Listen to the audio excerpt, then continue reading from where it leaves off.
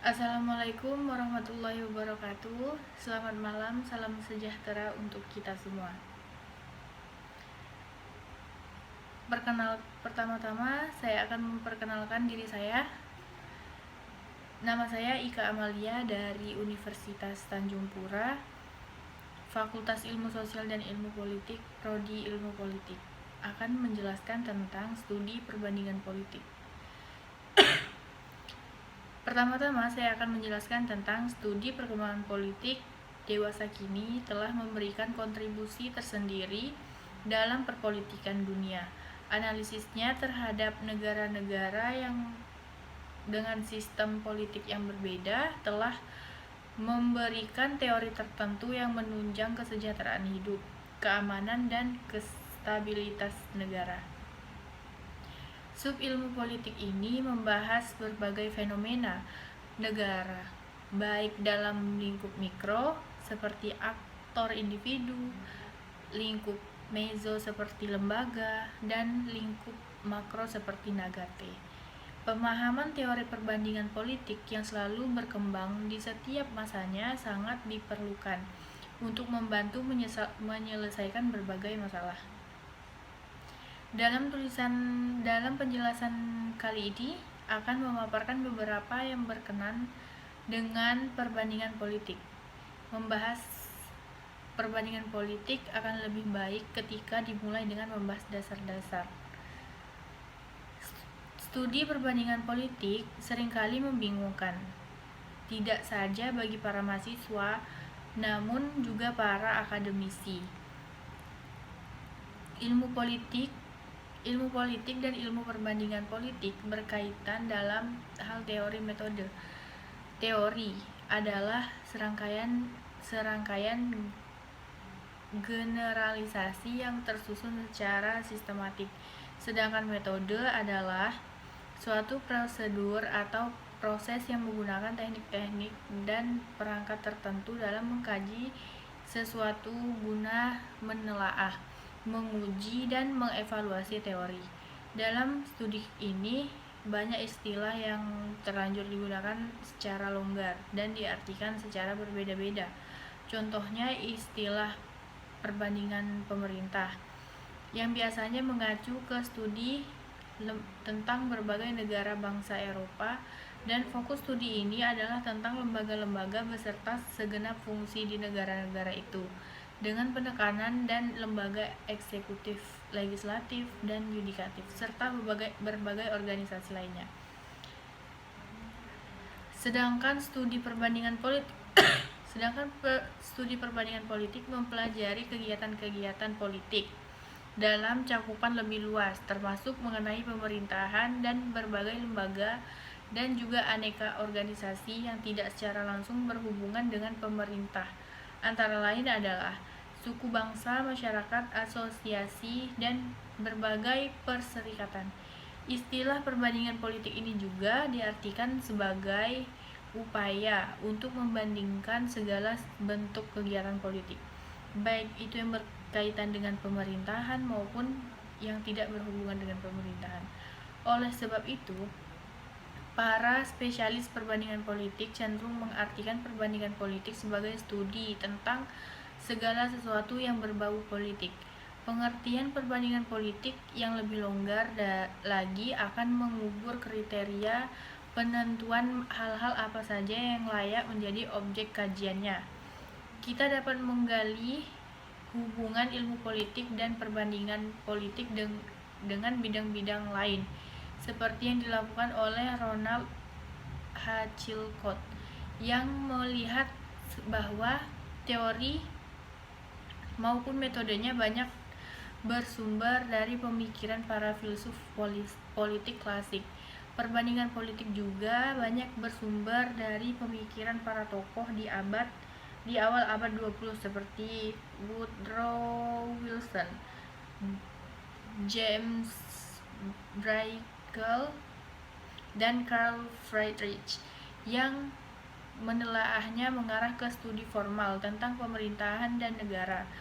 Karyanya di bidang lain yang turut mempengaruhi studi perbandingan politik antara lain karya Rachel Brown dan Brown Islau di bidang antropologi. Perumpamaan perkembangan komparatif tersebut oleh Almond adalah komparativis duduk di meja yang berbeda, makan dari menu yang berbeda, dan tidak berbicara satu sama lain, bahkan tidak mengakui bahwa mereka merupakan warisan umum dari nenek moyang yang mengakui bahwa mereka berbeda. Dengan demikian, maka masa depan perbandingan politik harus berbeda untuk beberapa derajat dari tren dan lintasan yang diikuti dalam beberapa tahun terakhir oleh banyak ilmuwan politik di Amerika Serikat. Subdisiplin saat ini terakhir oleh banyak ilmuwan politik di Amerika Serikat dalam waktu dekat akan menentukan apakah perbandingan politik akan terus menjadi sumber utama inovasi penting untuk disiplin secara keseluruhan atau membubarkan diri dari aliran utama Amerikosentris. Kemudian memetakan pohon genealogis untuk melacak asal-muasal perbandingan politik. Akar terdalam terletak pada sesuatu yang disebut sosiologikal seperti yang diciptakan oleh Aristoteles dan kemudian dipelihara oleh seperti berbagai kelompok pemikir. Kemudian dicap sebagai historical political sociology. Akar dalam lainnya terletak pada legal constitutionalism yang diciptakan oleh ahli hukum Prancis. Dari dua akar tunggang ini telah menambahkan sejumlah cangkok eksogen selama abad ke-20. Ilmu politik menjadi konsumen yang digambarkan rakus secara konseptual dan inovasi metodologis dari yang lain.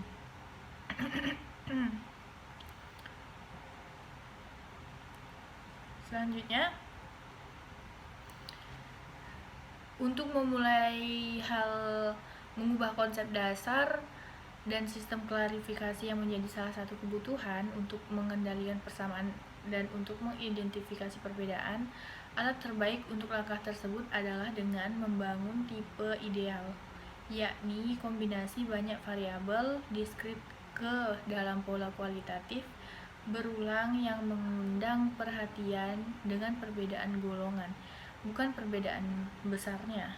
Untuk tetap signifikan, produktif, dan inovatif di masa depan, maka perbandingan politik harus mencerminkan kondisi nyata lingkungan, yakni pengamatan, dan selalu merujuk pada apapun hasil temuannya. Kompleksitas mulai ditemui ketika percabangan tersebut melahirkan pemikiran-pemikiran baru yang terkadang melampaui masa tersebut. Pemikiran masyarakat politik serta institusi politik adalah cara berpikir dalam beberapa hal melampaui masanya. Perkembangan studi ilmu politik sendiri yang bertransformasi menjadi ilmu yang memiliki interseksi dengan ilmuwan lain, membuat studi perbandingan politik mengalami dinamika sendiri. Pendekatan behavioralisme yang dimiliki ilmu psikologi serta pendekatan struktural fungsionalis yang dimiliki oleh ilmu sosiologi dipakai oleh ilmu politik sebagai pedoman konsepsi, serta metodologi yang ternyata memiliki similaritas dengan dasar pemikiran dari ilmu politik. Rekombinasi dengan pemikiran masyarakat politik dan institusi politik menghadirkan pola pikir yang segar bagi studi perbandingan politik secara keseluruhan, serta memunculkan tokoh-tokoh baru yang berbeda di luar maupun dalam lingkup politik, yang karyanya mampu membantu proses perbandingan politik. Adam Smith yang berkecimpung dalam dunia ekonomi, kemudian tokoh-tokoh lain seperti Jeremy Bentham atau Stuart Mills, ditambah lagi dengan Penggunaan pendekatan dari ilmu antropologi. Beberapa faktor tersebut membuktikan sumbangsi Amerika Serikat dalam kelanjutan studi perkembangan politik. Daerah-daerah lain di luar Amerika Serikat seperti Eropa misalnya juga memunculkan tokoh-tokoh lain yang tidak harus berangkat dari studi perbandingan politik atau disiplin ilmu politik. Namun karyanya dapat dipakai untuk perkembangan studi perbandingan politik kelak. Mungkin hanya sekian penjelasan dari saya mengenai teori dan konsep perbandingan politik. Kurang lebihnya saya mohon maaf. Wassalamualaikum warahmatullahi wabarakatuh.